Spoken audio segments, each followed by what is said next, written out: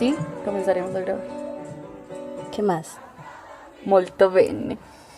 Yo estoy muy mal. Yo de entrada quiero decir que este capítulo lo voy a grabar con toda la rabia, con toda la tristeza, con toda la decepción con el mundo y con un dolor en el corazón. No, pues yo vivo en ese estado constante. O sea, soy una historiadora colombiana. O sea, uno vive en ese mood todo el tiempo. Pero esto, en serio, me dolía mucho, sobre todo leyendo. Y preparar este episodio sí costó bastante. Y yo tengo una promesa que hacer, que surgió precisamente en la preparación de este episodio y escogiendo la canción que va a dirigir este episodio. Y es que yo todo lo incendio, yo todo lo rompo si un día algún fulano te apaga los ojos. Ya nada me calla, ya todo me sobra. Si tocan a una, respondemos todas.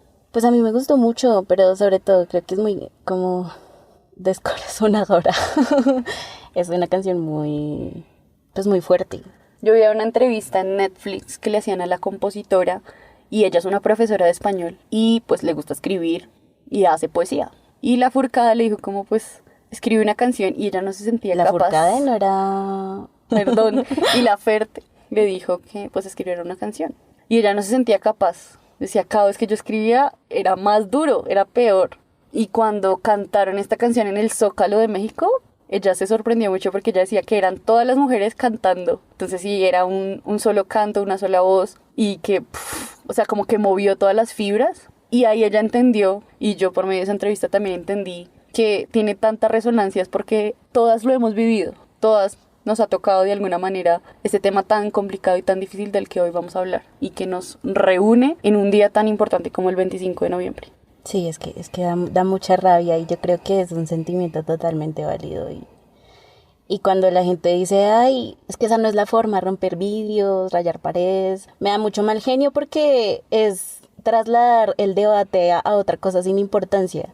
Exacto. Hay como un meme y dice, ¿quién fuera pared para que te preocuparas por mí? Exacto. Literal. Para mí, digamos que todo ese enfado y esa furia expresada en las manifestaciones sí tiene como una justificación y un motor. No soy tan... Sí, como que no la critico negativamente porque sé que la rabia a veces es una forma de hacerse escuchar. Claro, y que no es una rabia injustificada, sino que es una digna rabia. O sea, no es algo que sea un caso aislado, sino que la violencia contra la mujer es algo estructural y que está presente en todos los espacios en los que nosotras como mujeres habitamos. Y Un Salto del Mechero es un espacio para discutir asuntos de género. Feminismos, cotidianidad. Todo desde una perspectiva histórica. Dos historiadoras colombianas hablando paja. Y Me Suelta el Mechero es un espacio de recocha. Es un espacio para desmechuzarse, para sacarse el pelo, para arrancarse la moña. Mamarle gallo también a la academia y decir, vamos a aprender por nuestra cuenta cómo es que van estas cosas. A calzón quitado. A calzón quitado. El 25N, yo me acuerdo esa marcha de noche. También me acuerdo de que estábamos con muchas amigas y haciendo letreros contra de la violencia de género. Fue un momento muy bonito. Sí, hace un año estábamos bajando por todo la 45 y cogiendo la 30 hacia el sur para llegar a la Plaza de la Humanidad.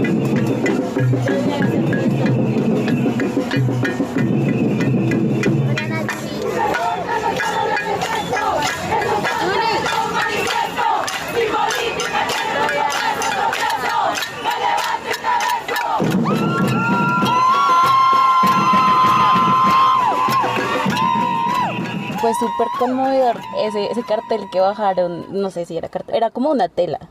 Gigante, ¿no? Sí, todo, cubría todo el edificio. Nosotros publicamos esa imagen en el Instagram del podcast. Y hubo una cosa que a mí me llamó mucho la atención en esa marcha y es que en algún momento una chica entró con su novio a la marcha y otra chica le dijo, parce, váyase que este no es su espacio.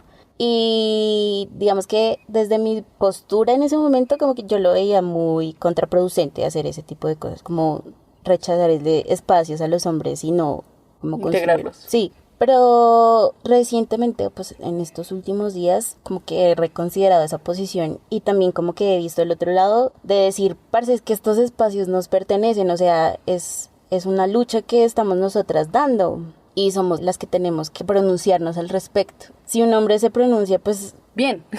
O sea, sí, y tú puedes opinar al respecto, pero No es tu lucha. no es tu lucha, exacto.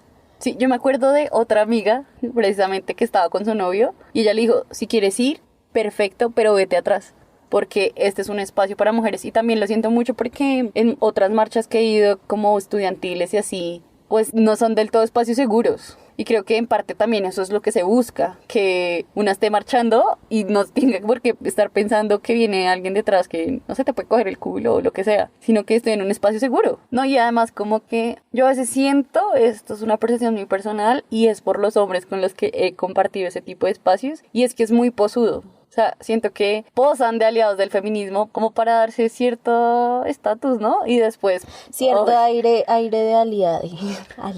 Sí, y también como inflándose su ego intelectual también. Siento que sobarse ahí o sea, sobarse el mismo su ego intelectual, como de, ay, estoy deconstruido. Y pues, parce, si está deconstruido, no sé, respete la palabra de su compañera en la clase. Pero sí me conmueve mucho, yo este año no podré ir a la marcha. ¿Qué?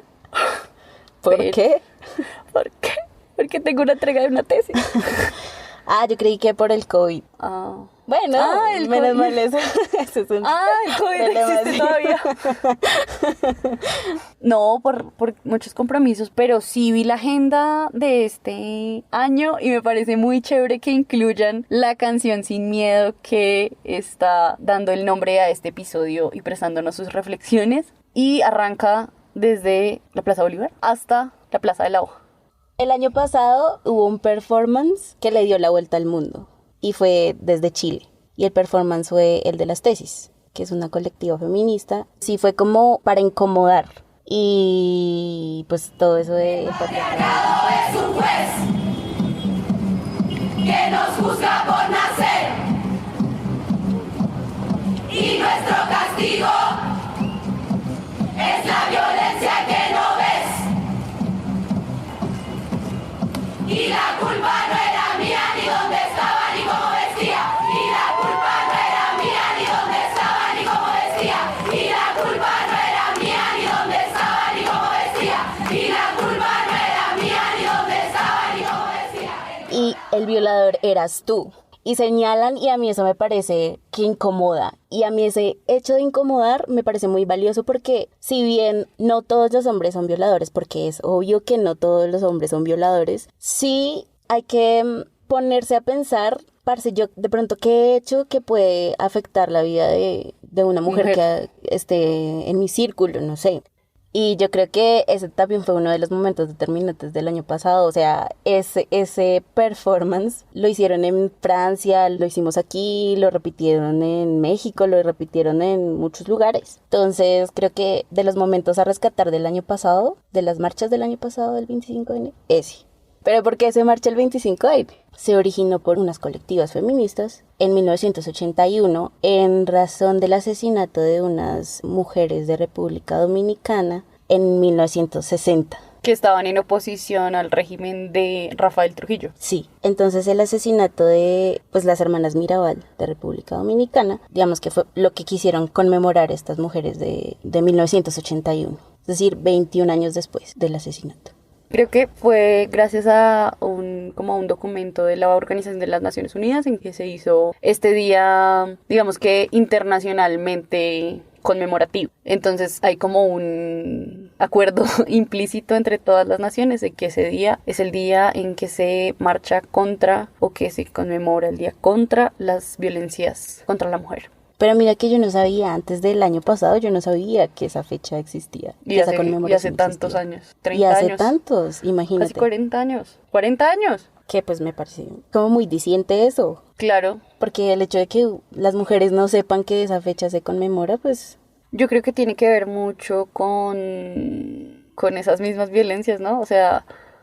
uno no, ni siquiera las reconoce, entonces como que está tan desprendido el tema que no sabe cuáles son, ni que eso existe, entonces ¿cómo saber que hay un día contra las violencias si no sabes que tales violencias están presentes en la vida cotidiana? Por eso es tan importante espacios como este, porque le permiten a uno cuestionarse esas cosas y aprender sobre las violencias basadas en género. estamos hablando de violencias basadas en el género, pero ¿qué son las violencias basadas en el género? Yo creo que es muy importante retomar esas definiciones. Yo usé dos definiciones. Una es según la UNICEF y otra es según el Ministerio de Salud. Sin embargo, pues hay múltiples definiciones, ¿no? Pero pues quiero resaltar algunas cosas de estas dos. Según la UNICEF, la violencia basada en el género es un término utilizado para describir los actos perjudiciales perpetrados en contra de una persona sobre la base de las diferencias que la sociedad asigna a hombres y mujeres. Mientras que se entiende a veces que la interpretación más amplia de la violencia de género incluye tipos específicos de violencia contra hombres y niños, tanto históricamente como en la actualidad, el término se utiliza principalmente como una forma de poner de relieve la vulnerabilidad de las mujeres y las niñas a las diversas formas de violencia en los lugares donde son víctimas de la discriminación porque son mujeres.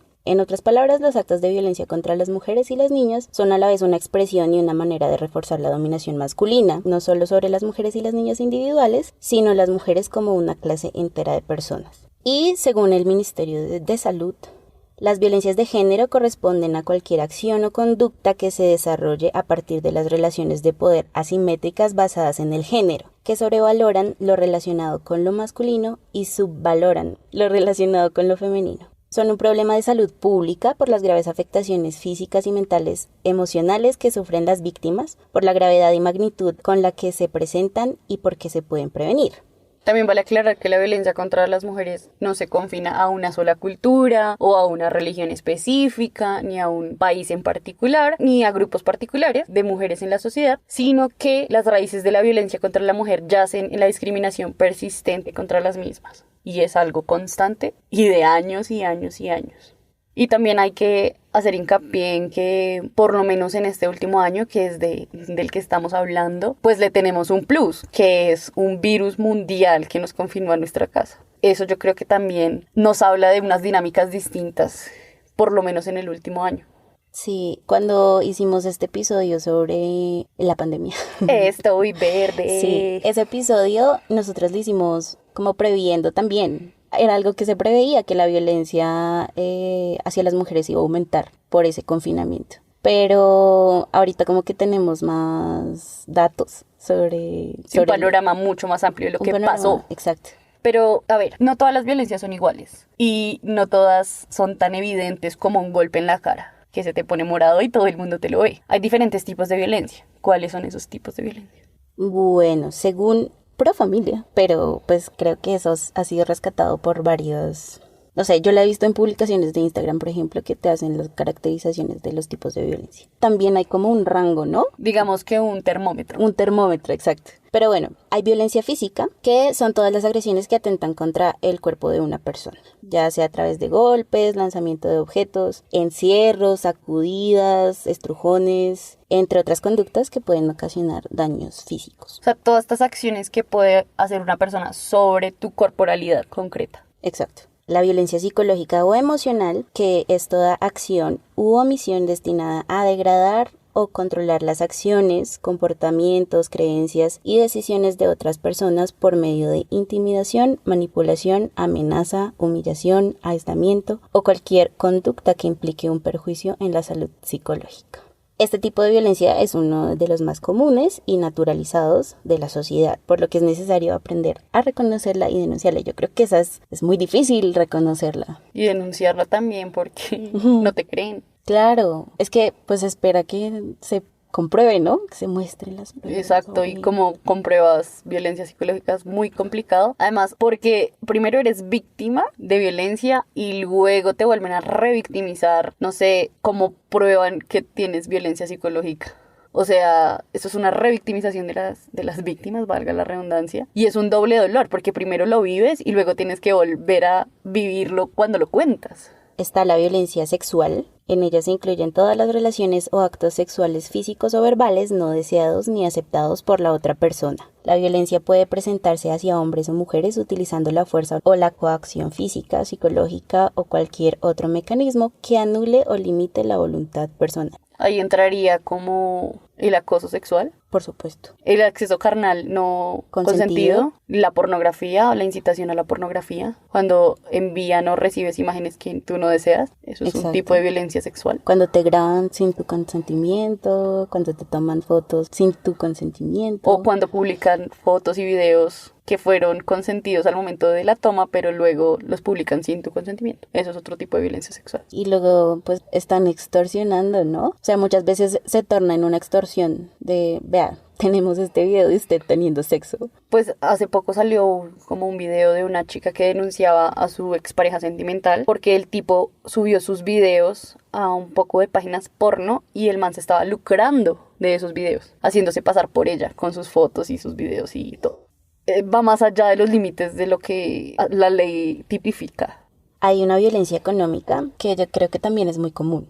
Y ocurre cuando se utiliza el dinero como un factor para dominar o establecer relaciones de poder perjudiciales. Este tipo de violencia se puede manifestar cuando a la persona se le quita el dinero que gana, se le impide gastarlo en beneficio suyo o de su familia, o se le niega el dinero para controlar su independencia. Todas estas formas de violencia son consideradas delito y son sancionadas por la ley. Yo aquí incluiría como cuando tu pareja o esposo o marido, lo que sea, te prohíbe conseguir un trabajo. Pero no solo tu pareja, sino también tus amigos, tu familia. Sí, pero También es un tipo de violencia y basado en género, porque puede ser tu papá, porque eres mujer, no puedes salir y te quita la plata. Y también puede ser violencia patrimonial, por ejemplo, te quita el celular para que no hables con tus amigos. Eso también es un tipo de violencia, que no es tan fácil de identificar, pero que está presente. Bueno, you got a point.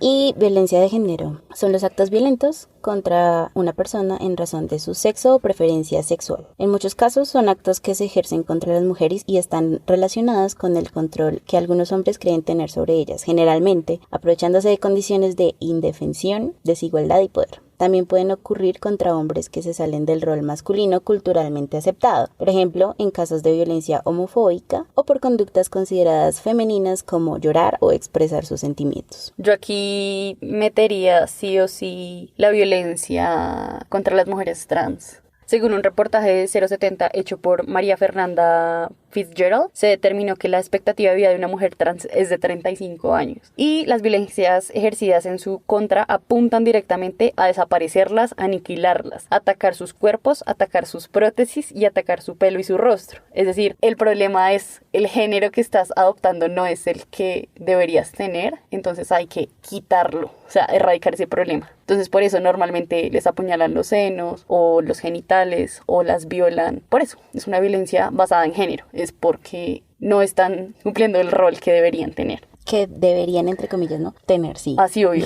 sí obvio. Bueno, está la violencia contra las mujeres trans, también creo que los hombres homosexuales, pero también las mujeres lesbianas. Hace poco estaba escuchando este podcast de Radio Ambulante sobre una exconvicta colombiana, lesbiana. Ajá. Y sí, como que ella siempre sentía esa amenaza en el lugar en donde vivía de que la iban a violar simplemente por ser lesbiana y porque ella no había estado con un hombre, entonces no sabía. Es una malfollada. Sí, exacto. Qué rabia. Entonces, pues digamos que las disidencias siempre van a tener un componente de violencia de género bastante marcado, tal que están más expuestos. Exacto. Yo aquí agregué como una violencia en el lenguaje. Y es que, pues recientemente he estado como viendo novelas, he estado viendo Pasión de Gavilanes. Y entonces, pues como que la mayoría de insultos que he escuchado se refieren a la mamá o a las feminidades, ¿no? O a la feminidad, como algo negativo. Entonces, pues está el hijo de puta, el malparido, el hijo de la mala madre, o te doy en la madre, o te doy un madrazo, ¿sí? Sí. Como que todas esas cosas yo creo que son muy densas en el lenguaje, porque ya lleva implícita una violencia contra las mujeres. Entonces voy a anular hijo de puta de mi vocabulario y voy a reemplazarlo por gonorrea. Que es más neutro. Gonorrea es la mejor palabra que existe. Funciona para hablar de cosas buenas, de cosas malas, de hombres, de mujeres. Es neutro, es perfecto. Digamos que esas son un poquito más explícitas, pero igual en el lenguaje la violencia sigue presente. Cuando te dicen, ay, princesa o ay, nena, ¿sí? A mí eso como que me emputa mucho, sobre todo cuando yo trato de argumentar algo y es como, ay, nena. Siento que de una ya están anulando todo lo que yo voy a decir después de eso. Como, ay, tan linda, ay, chiquita, ay. Como que por ser mujer vale menos lo que yo digo. Y otra cosa como de esta cuestión del lenguaje es que lo vi hace poco por el partido de Ecuador con Colombia. Y es como el sexo como algo humillante. Para la mujer.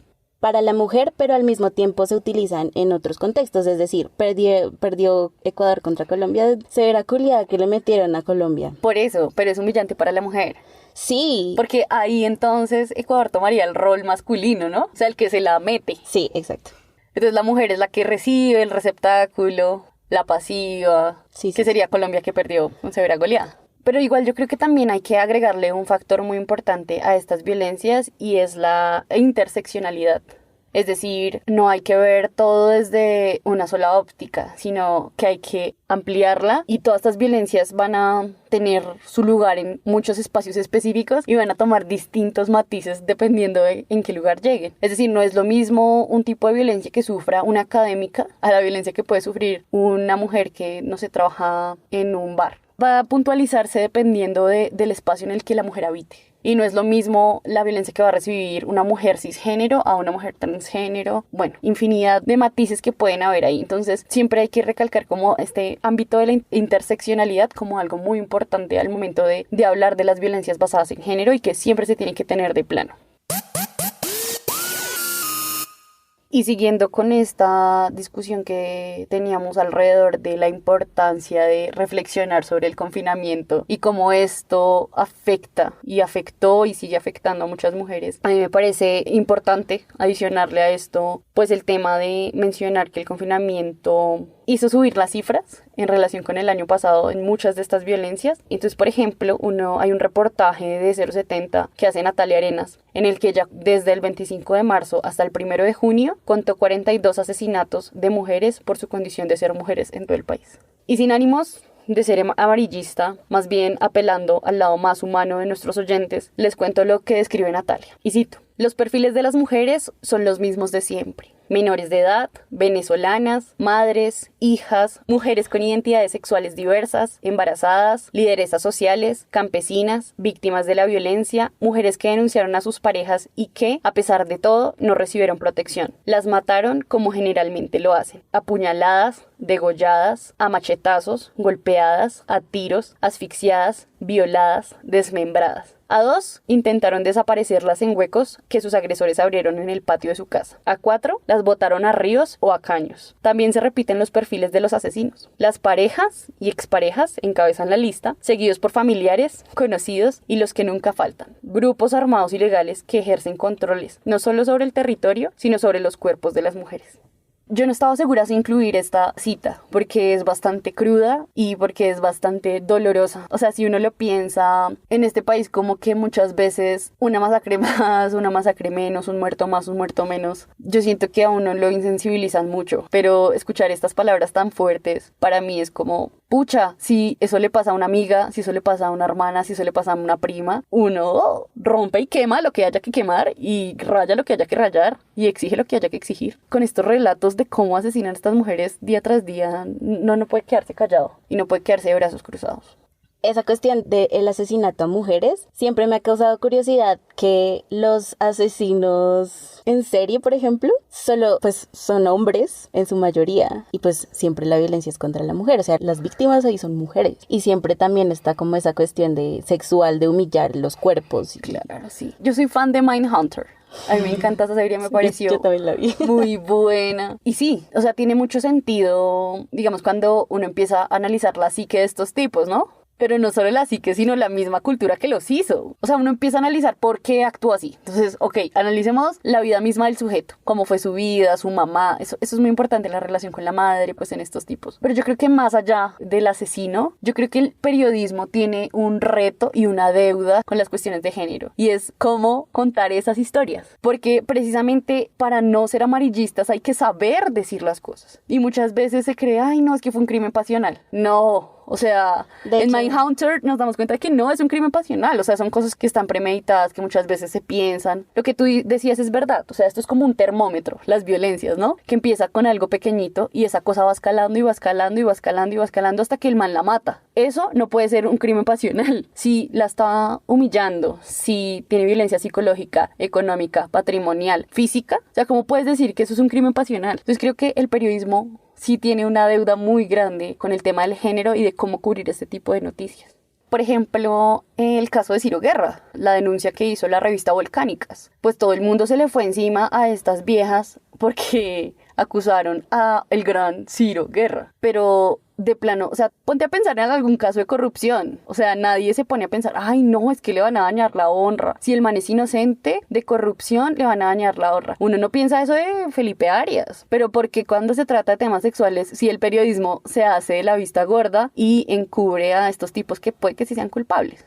La violencia contra la mujer existe, ¿ok? ¿Cómo vamos a hablar de ella? Obviamente es difícil, nosotras aquí estamos intentando hacer algo, pero hay que buscar nuevas formas de contarle a la gente que esto pasa y que tomen conciencia y que algo cambie. Hay una organización que se llama Cisma Mujer. Ellas sacaron un boletín sobre las violencias basadas en género durante el confinamiento en Colombia. Y ellas nos cuentan que en Colombia, durante el año 2019, cada 3 días, una mujer fue asesinada por su pareja o expareja. Por lo menos una mujer fue agredida por su pareja o expareja cada 13 minutos. Cada 24 minutos, al menos una mujer fue agredida sexualmente. Y sobre este grupo, las niñas y las adolescentes fueron el 86% total de las mujeres agredidas. Las niñas que tienen entre 10 y 14 años son las más afectadas, seguidas por las que tienen entre 5 y 9 años. Los presuntos agresores suelen ser personas cercanas a las víctimas. Así lo demuestra que de los 18.927 casos de violencia sexual contra niñas y adolescentes reportados en el 2019, solo en 633 casos, o sea el 3% de esa cifra, el presunto agresor se registró como desconocido.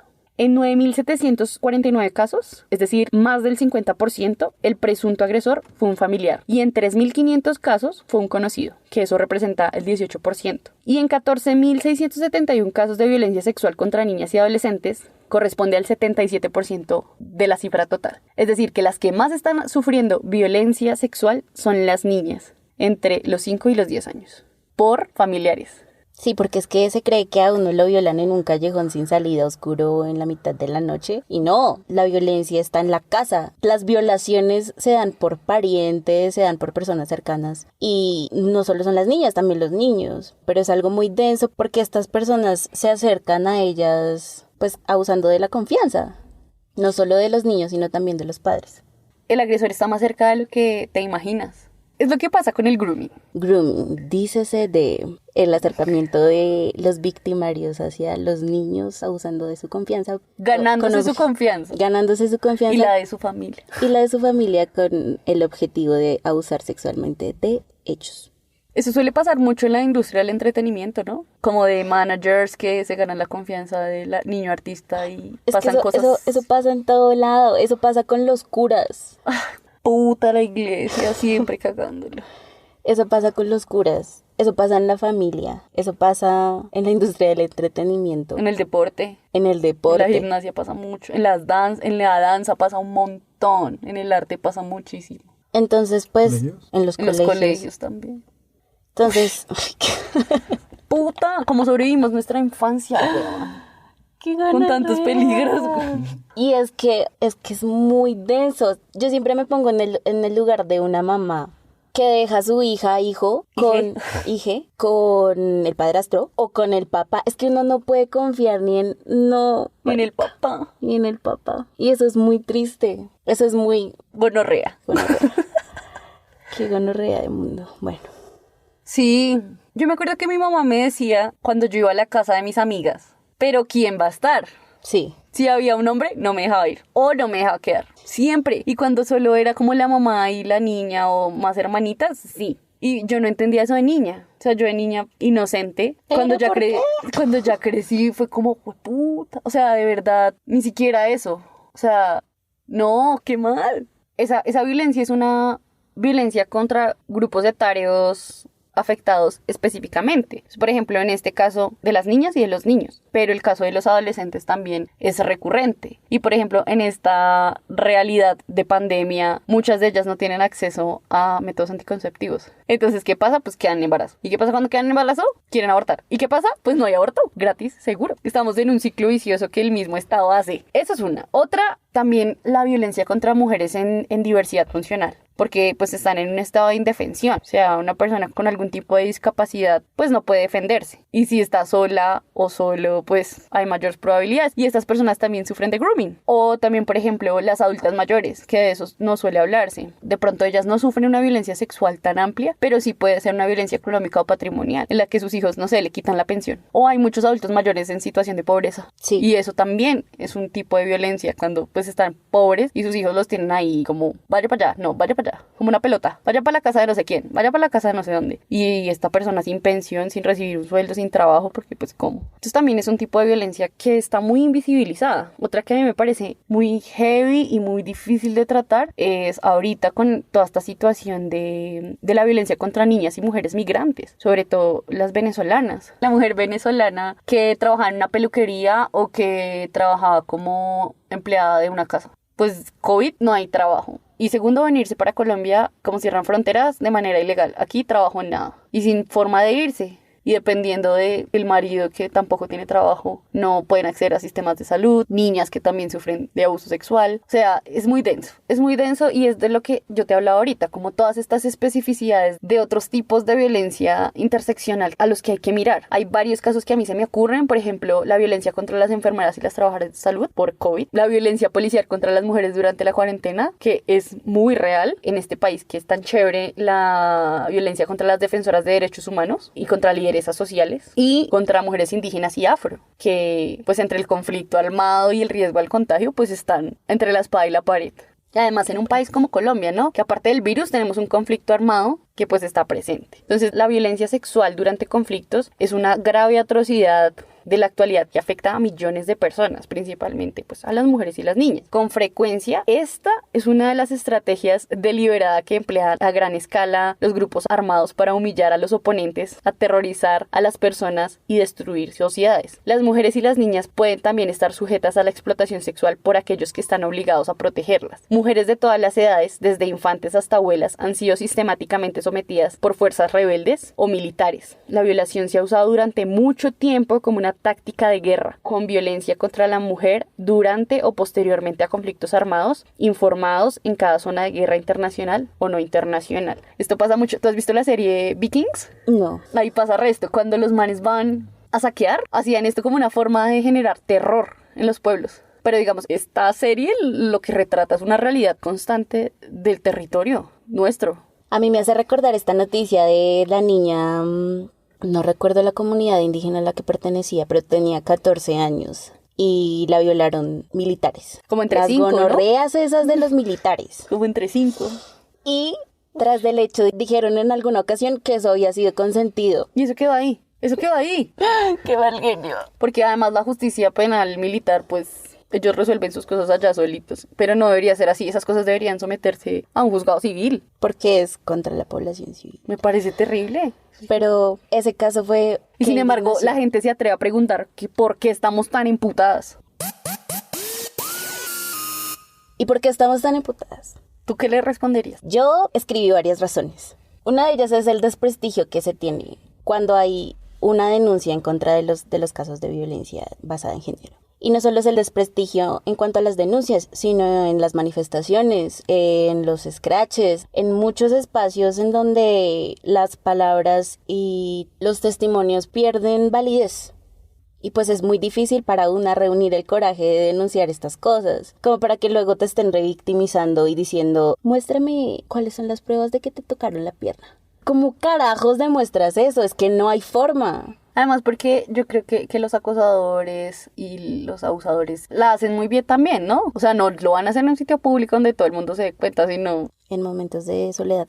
Claro, y además porque ya aclaramos el punto de que es gente cercana, entonces eso puede pasar en cualquier espacio. Claro, también puse el aumento de las violencias durante la pandemia, pues fue algo que mencionamos ahorita, da mucho mal genio, da mucho mal genio ver esas cifras, Es que lo emberraca uno. En serio que yo estoy... O sea, este episodio, en serio lo hago con todo el dolor del mundo. Es una impotencia, una tristeza, un dolor por todo esto. Esa es otra razón.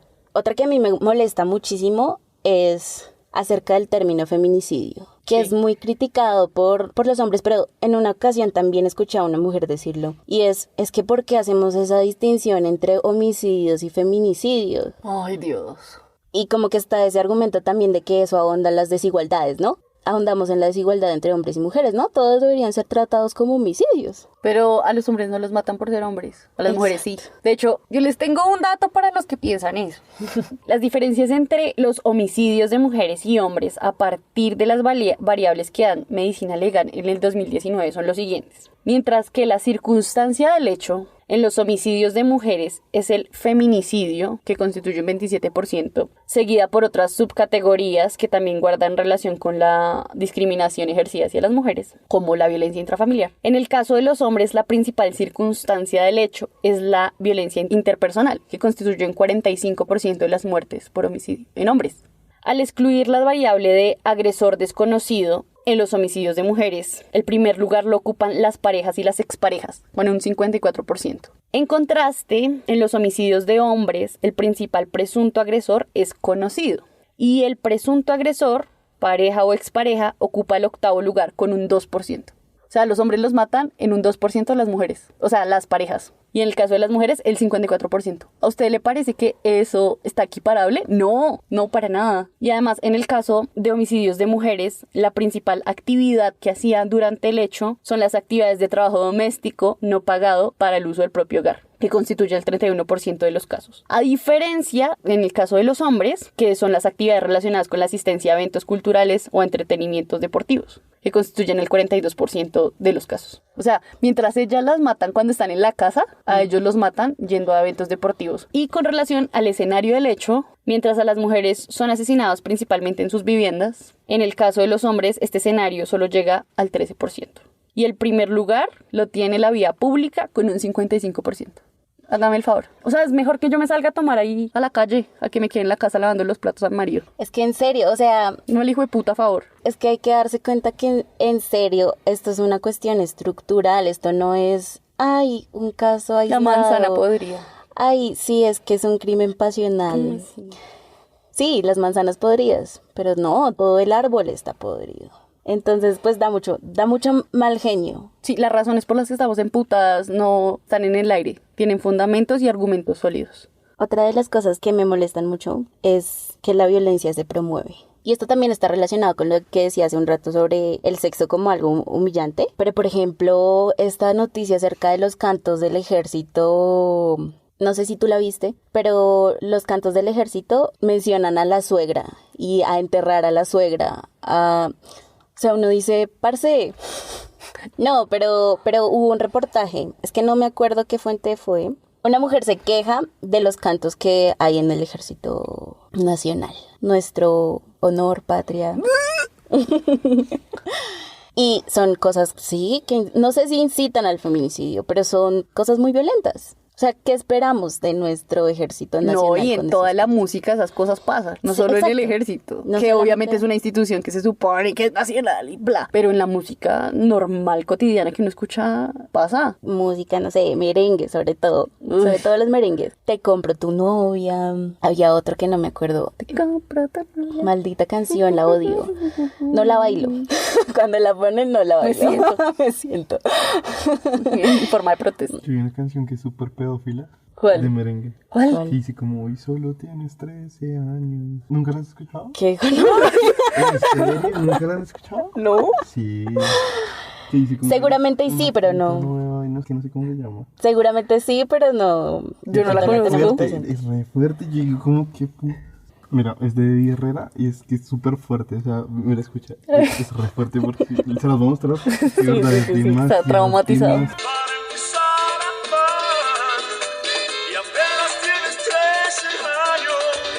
Pardi, lo ponen ahí, ¿what?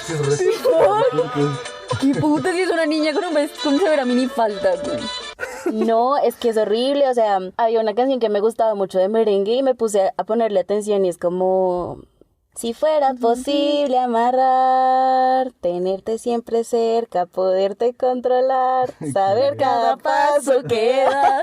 Sí, sí la había oído. Si Sí. sales o si entras. Si ¿qué? bien eso sí, es va. una, Le pone cuidado Cuando baila uno. Sí. es una mierda, es una mierda. Lo peor es que no la sabe. La otra por lo menos no me la sabía, no me siento tan mal.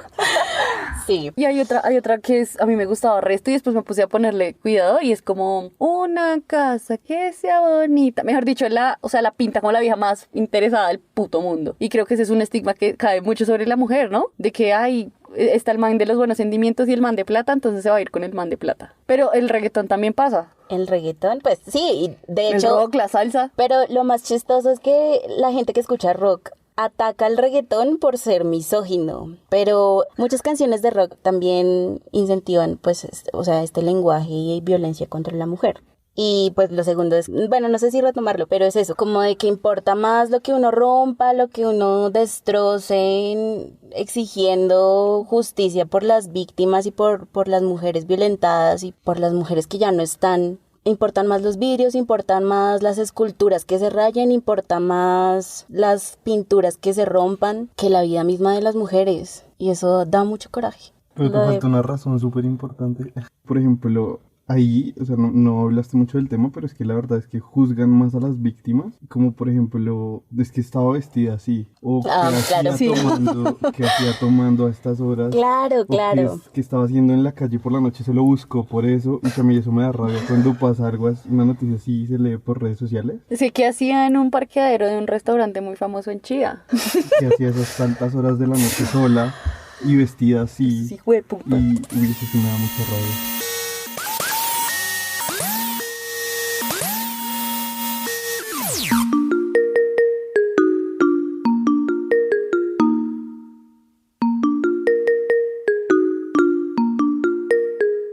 Ayer estaba buscando el desmechuse, ¿no? Entonces pensé en hablar de Ginette Bedoya.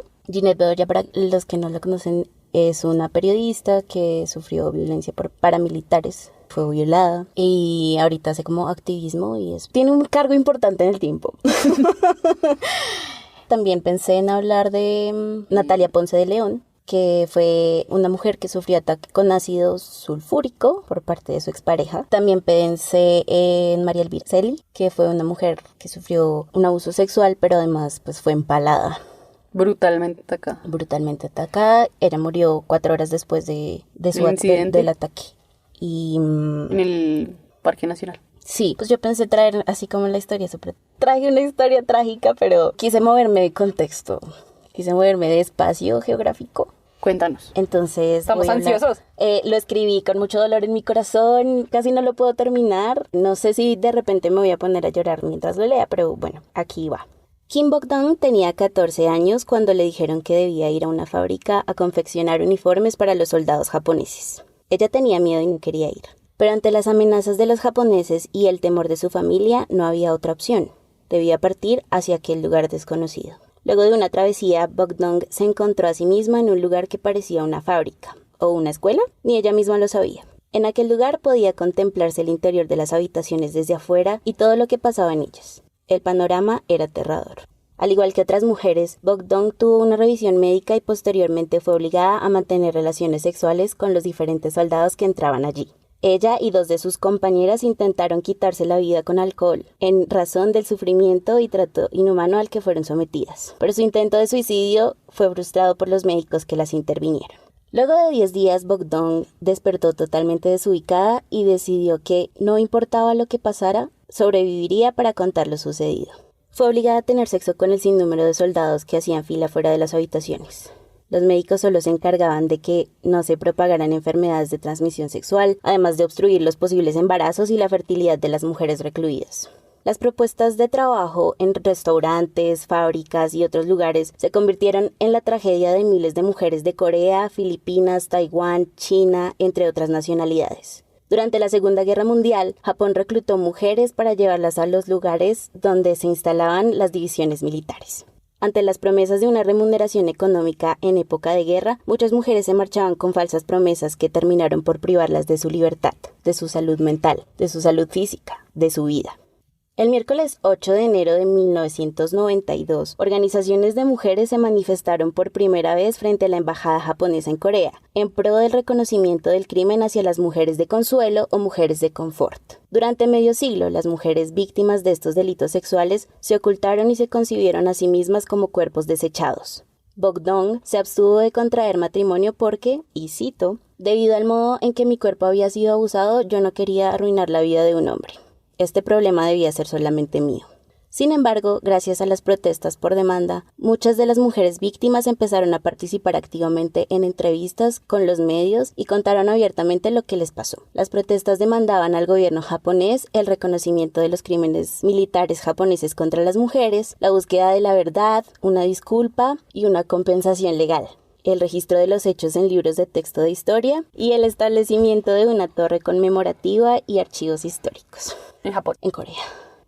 A partir de aquel miércoles de 1992, las manifestaciones se han llevado a cabo todos los miércoles y la causa se ha posicionado en el libro de los récords Guinness como la manifestación más larga en torno a un tema unitario. Hasta el 2011 llevaban como no me acuerdo cuántos miércoles. Se reúnen todos los miércoles desde 1992. Todos los miércoles. Incluso este año se siguen reuniendo. Pero por el COVID creo que se ha limitado un poco.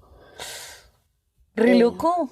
Sin embargo, el gobierno japonés, luego de varias peticiones, ha sido renuente a presentar disculpas formales. Se llevó a cabo una compensación monetaria la cual, según Bogdong, no fue convenida con las víctimas de forma directa.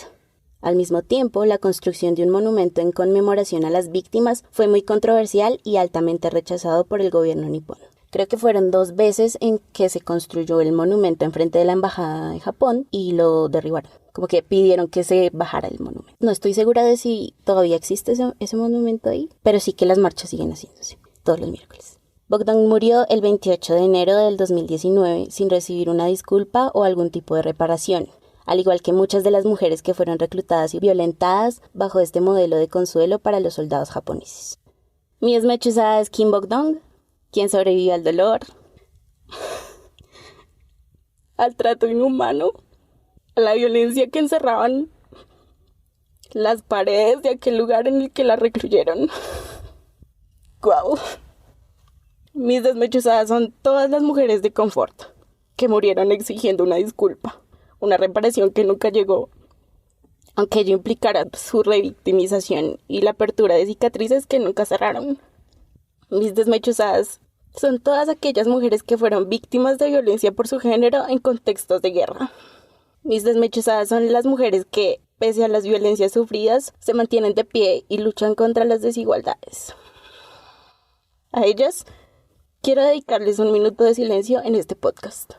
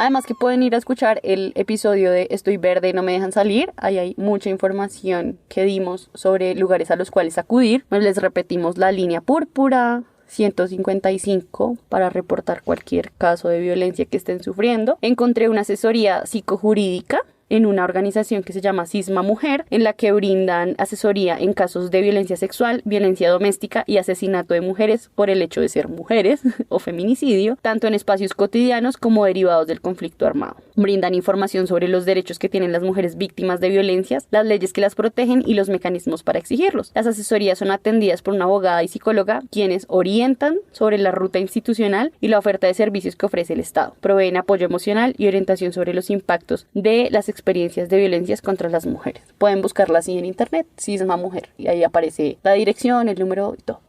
Agradecemos a Diego Rojas por la composición de los temas de presentación y entrada del programa, igual que la cortina y la ráfaga del podcast. Pueden contactarlo al correo colectivo ecoartc@gmail.com. Igualmente agradecemos a Daniel Galindo por su apoyo en el tema de la grabación. Pueden contactarlo por Instagram como @_Daniel Galindo_. Pues no siendo más. This is the end.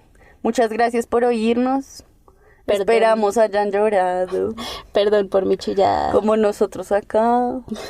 Todo está tan triste en este estudio. Vamos a ir a tomar unas cervezas.